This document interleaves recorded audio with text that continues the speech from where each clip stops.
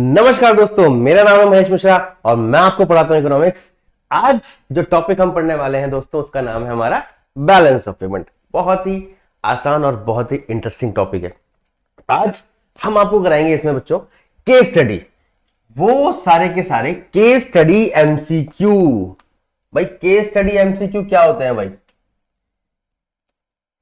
Case study MCQ का मतलब हो गया कि आपको एक केस दे रखा होगा, आपने पहले उसको स्टडी करना है, समझना, और फिर एमसीक्यूज दे रखे होंगे उसी केस पे बेस्ड, और आपको उसके आंसर देने। बच्चों बहुत आसान होता है इसको सॉल्व करना, लेकिन आपको पूरे चैप्टर की अच्छे से नॉलेज होनी चाहिए। तो दोस्तों पूरे चैप्टर को समझने के लिए सब्सक्राइब कर दीजिए हमारे चैनल को केल्विन कॉमर्स, ताकि आप सारी वीडियोस का अपडेट देखते रहें। तो आज नंबर है केस स्टडी को फोड़ने का। भाई इस केस स्टडी को अच्छे से निपटाते हैं। आज हम देखते हैं कि हमें केस स्टडी परेशान कर पाती नहीं कर पाती। भाई सबसे आसान तरीका केस स्टडी करने का, आप पहले उन सारे के सारे क्वेश्चंस को रीड कर लो जो केस स्टडी पे आपको दिए हुए हैं। आपको यह पता लग जाएगा कि उसमें से कुछ क्वेश्चंस के आंसर तो आप बिना केस स्टडी को पढ़े भी दे सकते हो, इसलिए टेंशन लेने की जरूरत नहीं है। फिर भी एक बार अगर आपने केस स्टडी को रीड कर लिया जस्ट, तो पता लग जाएगा कि इसमें कौन कौन से की पॉइंट्स हैं जो आपको ध्यान देने हैं दोस्तों। तो भाई देखते हैं जरा क्या कहती है ये वाली केस स्टडी। ये हमें डायरेक्शन दी हुई है कि केस स्टडी को कैसे सॉल्व करना है। तो डायरेक्शन में कह रहा है कि भाई पढ़ो इसको और 1 से लेके 5 तक के आंसर दो। तो कह रहा है कि भाई on the basis of the same national income and balance of payment are two important macro economic variable. भाई बिल्कुल सही बात कर रहा है। भाई नेशनल इनकम तो आपके टर्म 1 में आ नहीं रहा है, लेकिन नेशनल इनकम का मतलब देश में जितनी भी टोटल आय है उसे नेशनल इनकम कहा जाता है। अच्छा जी, बैलेंस ऑफ पेमेंट का मतलब होता है कि एक कंट्री का दूसरे कंट्री के रेजिडेंट्स के साथ जो भी लेन देन होगा, जो भी पैसा आएगा और जाएगा, उसे क्या बोला जाएगा भाई? बैलेंस ऑफ पेमेंट का बोला जाएगा, उसके डिफरेंस को। अच्छा जी, ये मैक्रो इकोनॉमिक वेरिएबल है, ये हमें पता ही है। In an open economic model, भाई ओपन इकोनॉमी कौन सी होती है? जब एक कंट्री का दूसरे कंट्री से ट्रेड फ्रीली किया जा सकता है, उसमें कोई रेस्ट्रिक्शंस वगैरह नहीं होंगी। अच्छा जी, national income is sum total of expenditure of all the sector. भाई बिल्कुल, नेशनल इनकम निकालने के 3 मेथड्स होते हैं, जिसमें से एक मेथड होता है एक्सपेंडिचर मेथड। तो एक्सपेंडिचर मेथड में अगर सारे के सारे जितने भी सेक्टर्स है हमारी इकोनॉमी में, मेनली जो 3 सेक्टर्स होते हैं, प्राइमरी, सेकेंडरी और सर्विस सेक्टर, उन सबके एक्सपेंडिचर्स को अगर जोड़ दिया जाए बच्चों तो नेशनल इनकम निकल आती है। ठीक है जी, मतलब यहां पर हमें इसने बताया बैलेंस ऑफ पेमेंट और नेशनल इनकम दोनों आपस में रिलेटेड है।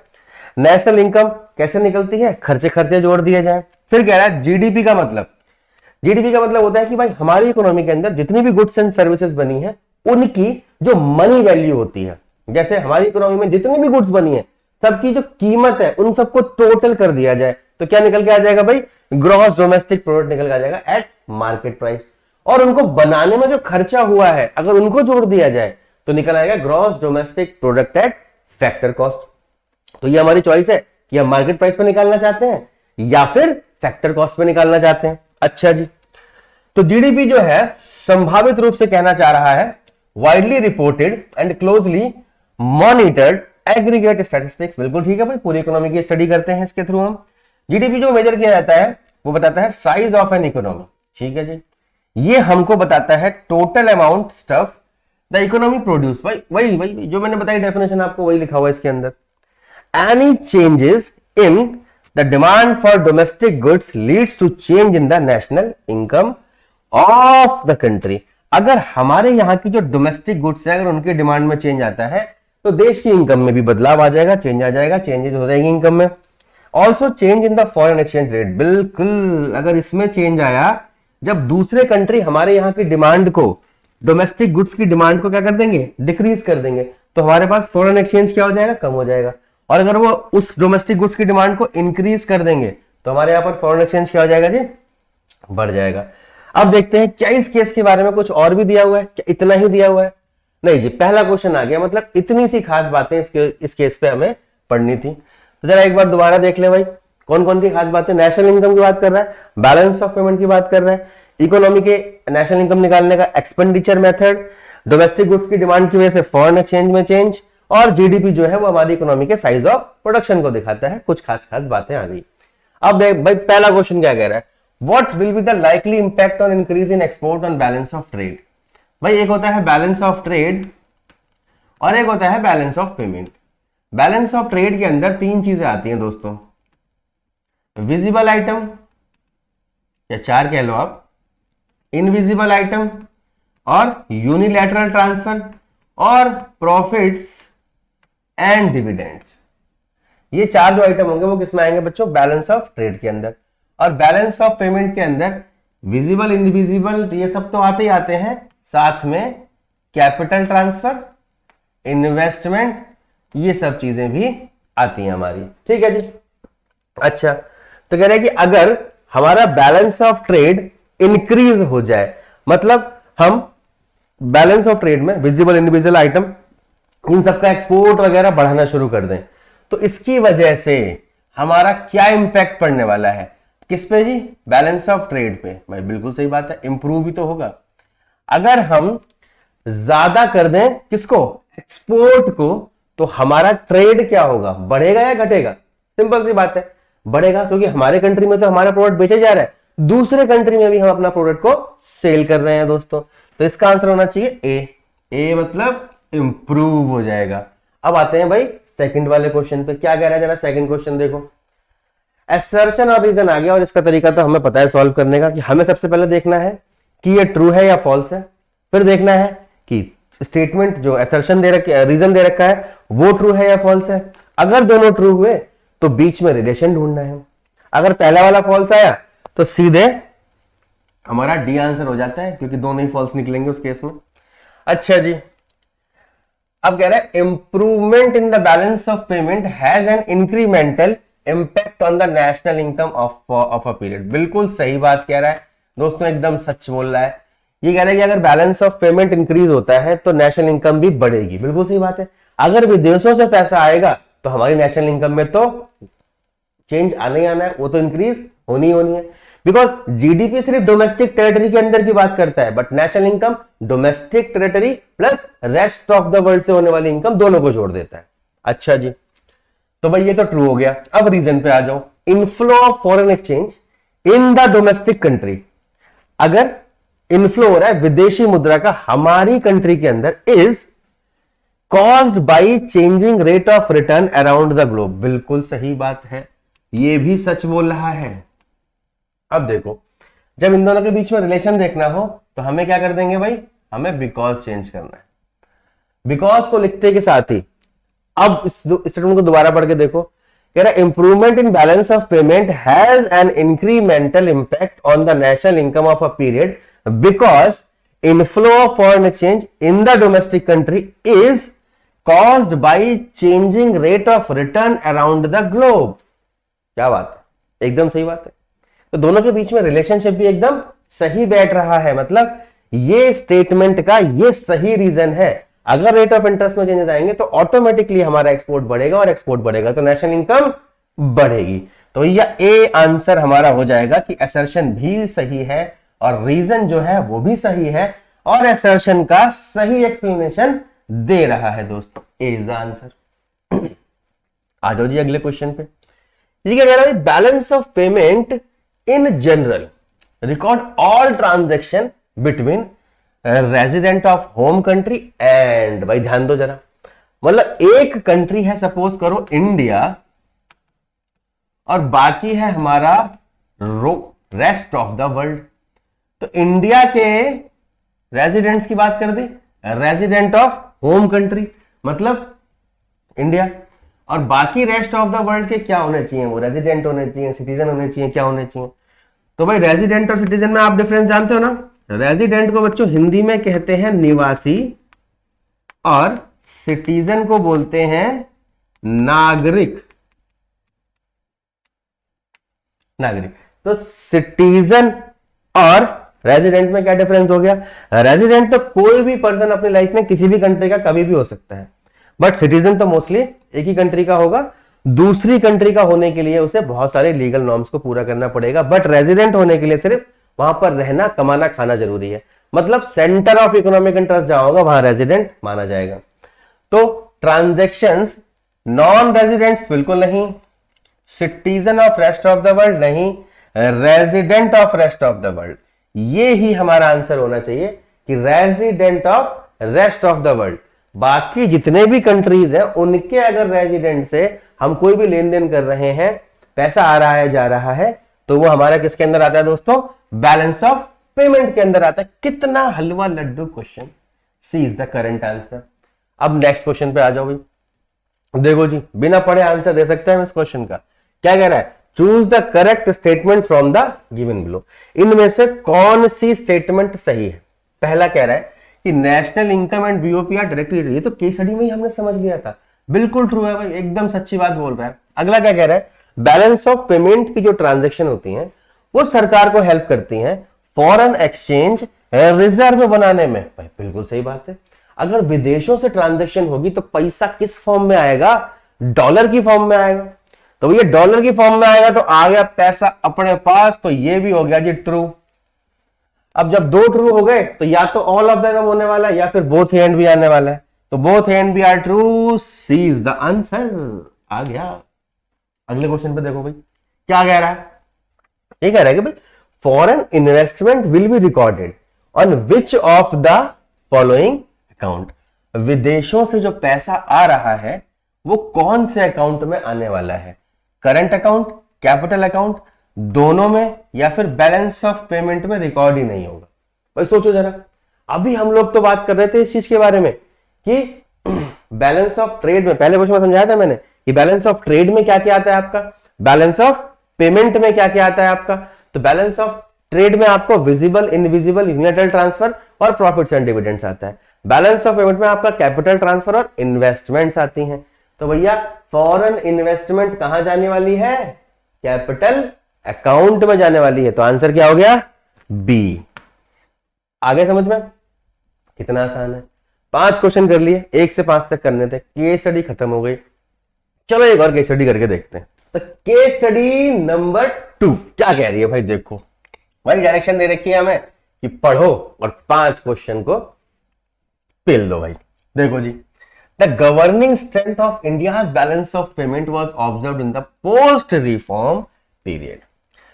सॉरी, गवर्निंग पढ़ दिया मैंने, ग्रोइंग। ये कह रहा है इंडिया की जो स्ट्रेंथ है वो पोस्ट रिफॉर्म, मतलब 1991 में हमारी इकोनॉमी में रिफॉर्म हुआ, न्यू इकोनॉमिक पॉलिसी आई एलपीजे की, तो उसके बाद हमें उसकी स्ट्रेंथ पता लग रही है। अच्छा जी, हाँ बता भी दिया इन्होंने कि क्राइसिस हुआ था 1991 का और ये 2005-2006 तक चलता रहा।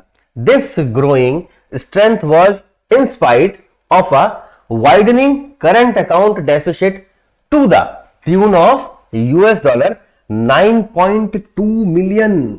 देखो बच्चों, करंट अकाउंट का डेफिसिट जो था, डेफिसिट 9.2 मिलियन हो गया था। That is equivalent to 1.1% of GDP in 2005-06। मतलब हमारे जीडीपी का 1.1% डेफिसिट तो हमारे करंट अकाउंट में था दोस्तों। अच्छा, rising foreign investment together with a sharp revival of inflow of non resident deposit. जो दूसरे रेजिडेंट नहीं थे उन्होंने हमारे यहां पर इन्वेस्टमेंट करना शुरू करा, जिसकी वजह से फॉरेन करेंसी इंडिया में बढ़ने लग गई भाई। आगे क्या कह रहा है? Maintaining a strong balance in the capital account wise with high level of reserves. भाई लोगों ने क्या करा? इन्वेस्टमेंट करना शुरू करा और रिजर्व्स भी हमारा इंक्रीज होना शुरू हुआ। Given such robust external position of RBI has deemed it opportune to revisit the issue of full capital account convertibility।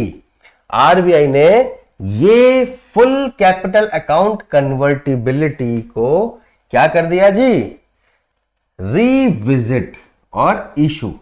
मतलब आरबीआई ने दोबारा से full capital account convertibility option ले आए। मतलब अब कोई भी कंट्री जो है इंडिया में इन्वेस्ट कर सकता था और वो पूरी तरह से 100% उस इन्वेस्टमेंट का मालिक बन सकता था। और आरबीआई ने प्राइवेट बैंक्स में भी ये वाली पूरी की पूरी परमिशन दे दी थी भाई। तो हमने केस स्टडी में कुछ की पॉइंट्स बना लिए। मेन 1991 के क्राइसिस की बात कर रहा है, उसके बाद फॉरेन इन्वेस्टमेंट बढ़ाने की बात कर रहा है। तो चलो जी, विदाउट वेस्टिंग एनी टाइम। अच्छा, और कुछ केस स्टडी में और भी कुछ बातें लिखी हुई हैं। क्या लिखी हुई हैं? इस सिनेरियो में Indian companies had holding with international agencies taxing loans and equity partnership. Indian company की पार्टनरशिप स्टार्ट हो गई। Plans to make huge investment in retail and infrastructure. भाई इन्वेस्टमेंट हुआ, ऑल्सो मतलब इंफ्रास्ट्रक्चर और बाकी सब चीजों में इन्वेस्टमेंट करा गया इंडियन कंपनी के द्वारा भी।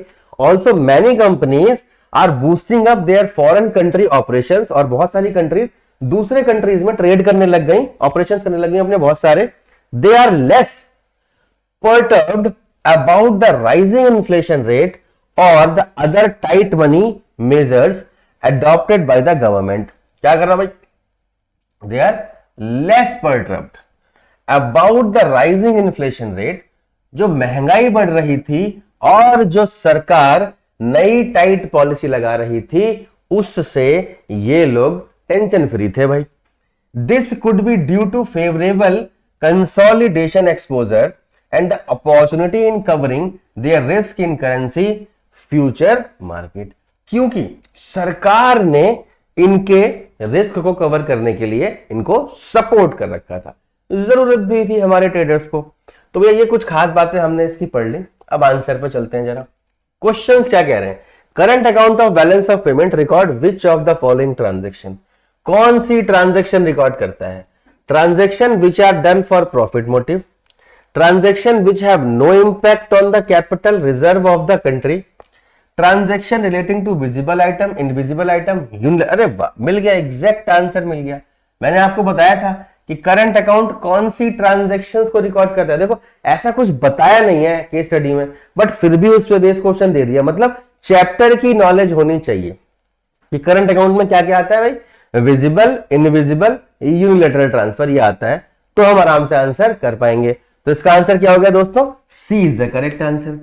अगला क्वेश्चन देखो भाई, ये कह रही government increase tariff on import of goods, how it will impact the state of balance payment. तो जरा ध्यान दो कि बैलेंस ऑफ पेमेंट पे क्या असर पड़ने वाला है। तो भाई सपोज करो एक पर्सन है इंडिया का, मिस्टर गोलू भैया। गोलू भैया को दुबई के सामान पसंद है, इन्होंने एक लैपटॉप मंगाया भाई दुबई से, और लैपटॉप पड़ रहा है गोलू भैया को 50,000 रुपए का। और गवर्नमेंट ने कहा कि भाई इस पे अगर आप सामान खरीदोगे तो आपको भाई 100% का टैक्स देना पड़ेगा। इंडिया में टैरिफ बढ़ा दिया कि भाई पहले 50% का टैक्स था, अब 100% कर दिया। मतलब 50,000 का लैपटॉप लोगे तो 50,000 इंडियन गवर्नमेंट को टैक्स देना पड़ेगा आपको। इन्होंने कहा ठीक है जी। तो गोलू भैया ने क्या करा, 50,000 तो दे दिए दुबई वाले को, इंडियन करेंसी में पेमेंट कर दी उनको, ट्रांसफर करवा के दुबई की करेंसी में, और 50,000 दे दी किसको, हमारी भारत सरकार को पे कर दिए। तो इसका मतलब क्या इस टैक्स की वजह से बैलेंस ऑफ पेमेंट में कोई चेंज आया? नहीं ना, क्योंकि अगर ये टैक्स 50% होता तब भी फॉरेन करेंसी, मतलब हमारे यहां तो जो फॉरेन करेंसी जारी होती उतनी ही जारी होती। अगर ये टैक्स 100% हो गया तब भी दुबई तक तो पेमेंट 50,000 ही जा रही है, बाकी पूरा का पूरा 100% तो इंडिया में ही है, चाहे 50% हो चाहे कैसे भी हो। लेकिन इस ट्रांजैक्शन की वजह से हमारा फॉरेन एक्सचेंज कुछ तो यहां पर गया, मतलब हमारी करेंसी यहां पर ट्रांसफर तो हो रही है, हमारे पास रिजर्व तो दुबई की करेंसी का कम हो ही रहा है। इसका मतलब कि इनफ्लो भी नहीं होगा, आउटफ्लो भी नहीं होगा, और नो इंपैक्ट भी नहीं कह सकते, क्योंकि इंपैक्ट तो पड़ रहा है, बट कितना इंपैक्ट पड़ रहा है इसको डिटरमाइन कर पाना पॉसिबल नहीं है, क्योंकि डिपेंड करता है कि कितना पोर्शन ऑफ टैक्स इंडिया में रहेगा, कितना पोर्शन ऑफ टैक्स बाहर जाने वाला है दोस्तों। तो इसका आंसर क्या हो जाएगा भाई? इसका आंसर आ जाएगा हमारा डी ही सही आंसर होगा। तो भाई एमसीक्यूज में जो सही होता है वो सही नहीं होता, जो सबसे ज्यादा सही होता है उसी को सही माना जाता है दोस्तों। तो अब चलते हैं फटाफट से क्वेश्चन नंबर 3 पे। Dash transactions of balance of payment is carried by the central bank to bring equilibrium. अच्छा, कह रहे कौन सी ऐसी ट्रांजैक्शन होती हैं जो सेंट्रल बैंक करता है बैलेंस ऑफ पेमेंट को इक्विलिब्रियम के लिए, पे लाने के लिए। तो भाई ट्रांजैक्शन दो तरह की होती है दोस्तों, एक होती है ऑटोनॉमस और एक होती है एकोमोडेटिंग। इनके बीच में डिफरेंस पता कर लो, आपको पता लग जाएगा इनमें से कौन सा आंसर होने वाला है।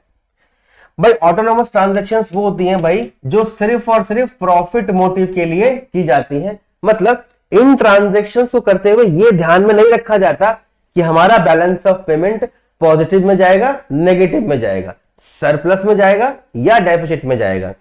लेकिन अकोमोडेटिंग आइटम वो आइटम होते हैं जब बैलेंस ऑफ पेमेंट नेगेटिव मतलब डेफिसिट या फिर सरप्लस में चला जाए तो उसको इक्विलिब्रियम पे पहुंचाने के लिए जो ट्रांजैक्शन की जाती हैं उन्हें कहते हैं अकोमोडेटिंग ट्रांजैक्शन। जैसे कि इसमें फॉरेन करेंसी रिजर्व को बढ़ाना घटाना, ये सब चीजें हो सकती हैं बाय द गवर्नमेंट आरबीआई, जो इस ऑप्शन को चूज करेगा जब फॉरेन एक्सचेंज में ज्यादा चेंजेस आ जाए और जब हमारे बैलेंस ऑफ पेमेंट में ज्यादा डिफरेंस आ जाए या फिर बहुत सरप्लस में चला जाए, तब भी ये चीज की जाएगी। ऐसा नहीं कि सिर्फ नेगेटिव में किया जाएगा, बहुत ज्यादा सरप्लस में भी ऐसा किया जा सकता है। तो इसका आंसर क्या होगा भाई? Accommodating item, B is the correct answer. देखो जी आ गया लड्डू क्वेश्चन। बस ये पता होना चाहिए कि ऑटोनोमस आइटम जो होते हैं वो प्रॉफिट मोटिव के लिए किए जाते हैं, अकोमोडेटिंग आइटम जो होते हैं वो बैलेंस ऑफ पेमेंट को बैलेंस करने के लिए किए जाते हैं। जैसे भाई आप एक प्राइवेट डीलर हो, प्राइवेट बिजनेसमैन हो, तो क्या आप ये ध्यान रखोगे देश का बैलेंस ऑफ पेमेंट पे क्या असर पड़ रहा है या फिर सिर्फ अपने प्रॉफिट के बारे में सोचोगे आप? सिंपल सी बात है, एक इंडिविजुअल सिर्फ और सिर्फ अपने प्रॉफिट के बारे में सोचेगा और किसी चीज के बारे में नहीं सोचेगा। ये कहेगा भैया हमको तो अपने आप से मतलब है, हमें नहीं पता कि मार्केट में प्रॉफिट हो रहा है, मतलब बैलेंस ऑफ पेमेंट पॉजिटिव हो रहा है नेगेटिव हो रहा है। लोग हमसे सामान खरीदने के लिए आ रहे हैं, चाइना की लाइट, हम तो चाइना से मंगाएंगे और बेचेंगे और चाइना को पेमेंट करेंगे, कस्टमर पैसे देने को तैयार है, हम तो खरीदेंगे। तो उसे नहीं मतलब कि बैलेंस ऑफ पेमेंट चाइना से माल खरीदने की वजह से हमारा नेगेटिव हो जा रहा है। समझ में आ गई बात?